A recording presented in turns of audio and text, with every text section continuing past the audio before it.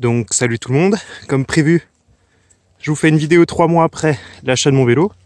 Donc ça fait 500 km que j'ai ce Canyon InFlight AL 8.0. On est en mars 2018, je l'ai acheté en décembre. Donc sur ma première vidéo, je vous avais présenté les composants de mon vélo. Donc pour faire un bref récap, on est sur un cadre alu 60-61. J'ai des roues DT Suisse, un pédalier Shimano et une transmission full 105.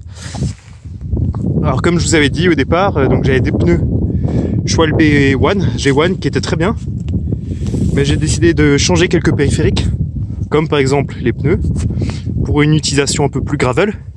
J'avais des pneus de 33 mm, j'ai décidé de mettre des Hutchinson Override, qui sont des pneus en 38 mm, qui sont un peu plus adaptés à mon terrain roulant, à une utilisation très polyvalente.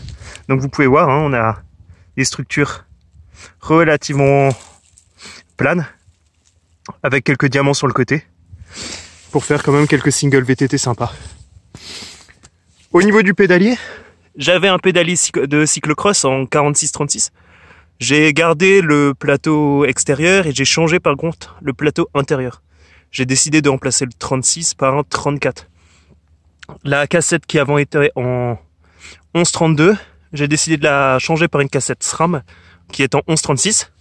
Ce qui me fait maintenant des braquets, le plus petit braquet ça sera un 46-11 et le plus grand braquet sera un 34-36.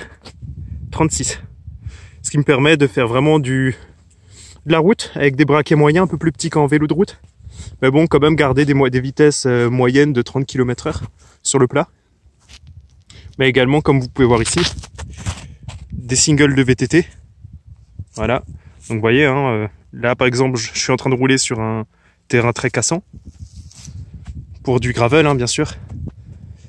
Donc là, on a quand même de la bonne caillasse. Alors comme je vous avais dit au début, j'avais prévu de faire beaucoup de plats, un peu de vallonné. Et au final, je me suis surpris à prendre de plus en plus de plaisir à rouler sur des singles de VTT. Donc comme vous pouvez voir, hein, là je suis absolument pas sur la route. Ça passe. Maintenant, comme je viens de dire, il faut adapter les braquets. Les braquets qui sont fournis sur ce Canyon sont vraiment prévus pour un usage route ou cyclocross, mais bon, vraiment sur du plat. Sinon, il faudra penser à changer la cassette ou alors vous mettez un pédalier avec des braquets plus petits. Sinon, en termes d'impression, ça fait 500 km. Donc j'ai roulé surtout dans des conditions hivernales qui étaient difficiles. Vous savez, cet hiver, il faisait quasiment moins 15. Ça m'a pas empêché de rouler. J'ai pu rouler dans la neige, dans 20 cm de neige, comme j'ai roulé sur du plat. Franchement, on a un vélo très efficace, très rigide. Qu'est-ce que je peux dire encore? Forcément, c'est un cadre alu, donc on sent un petit peu les aspérités de la route. En gravel, hein, il faut bien savoir que le point le plus important sont les pneus, pas forcément le poids des jantes comme en vélo de route ou le poids tout court du vélo. Ici, il faudra vraiment penser à une paire de pneus adaptés à votre pratique. Comme pour moi, un usage polyvalent où je prends les Hutchinson Override en 38 mm. J'aurais pu garder mes pneus au final de 33 mm de cyclocross. Pour ce type d'usage de chemin, ça aurait fait très bien l'affaire. Maintenant, les pneus d'origine qui étaient dessus sont un petit peu pénalisants sur la route. Sinon, j'en suis vraiment très content, hein. Je pense que je le garderai comme ça, dans cet état-là.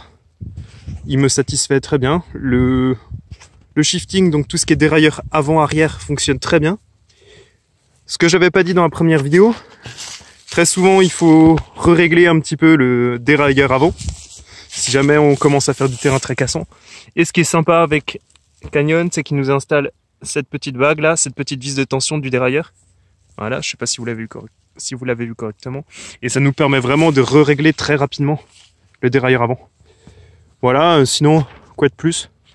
Vraiment très content, hein. Comme vous pouvez voir, j'ai rajouté 2 supports de Garmin, donc un support déporté pour l'utilisation route, qui est quand même plus agréable, et une utilisation plus VTT avec un Garmin sur la potence, avec un support Garmin sur la potence. Ensuite, en utilisation gravel, quand vous faites du gravel bien intensif, comme je fais, pensez à prendre un kit dépannage, hein, bien sûr. Donc moi j'ai mis 2 chambres à air au cas où. Ça m'est déjà arrivé de crever 2 fois dans la même sortie. Sinon voilà, les peintures résistent, la peinture du cadre résiste bien. Les patchs pour éviter, voilà, le patch que vous pouvez voir ici fait bien son rôle. Ça protège bien, le cadre est costaud. Ça m'a l'air de tenir. Maintenant le noir mat, on a quand même quelques petites traces. Faut bien faire attention à ne pas le laisser traîner par terre, à ne pas le rayer. Ne pas le poser côté transmission comme tous les vélos qui coûtent cher. Voilà, sinon si vous avez des questions, j'y répondrai en commentaire. Il n'y a pas de problème. Passez à la prochaine pour une prochaine vidéo.